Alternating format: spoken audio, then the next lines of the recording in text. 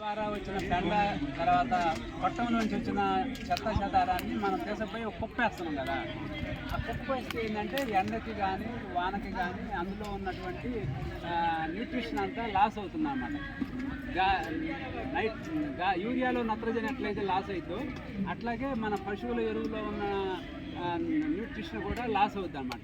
అట్లా కాకుండా ఏంటంటే మహారాష్ట్రలో ఒక రైతు దేవరావు అని చెప్పేసి ఆయన ఉన్నారు. ఆయన పేరు మీదనే నాడెప్ కంపోస్ట్ అని చెప్పి పేరు వచ్చిందన్నమాట.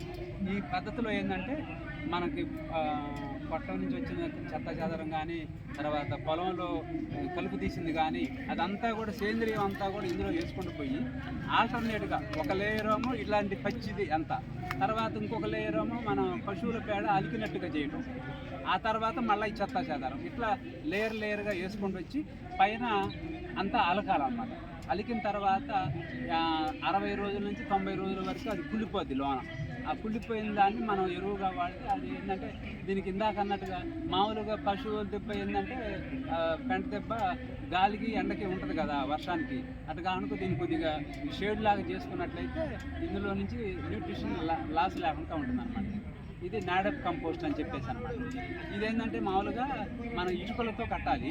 ఇటుకలతో కట్టినప్పుడు ఏంటంటే ఒక్కొక్క వరుసకి మధ్యలో గ్యాప్ వదలనమాట గాలి ఆడటానికి అనమాట. అట్లా చేసిన స్ట్రక్చర్లో ఈ నాడెప్ కంపోస్ట్ అనేది తయారవుతుంది. ఇది ఎక్కువ పోషకాలు వెర్మి కంపోస్ట్తో కన్నా ఎక్కువ బలంగా ఉండేటటువంటి ఎరువు తయారవుతుంది.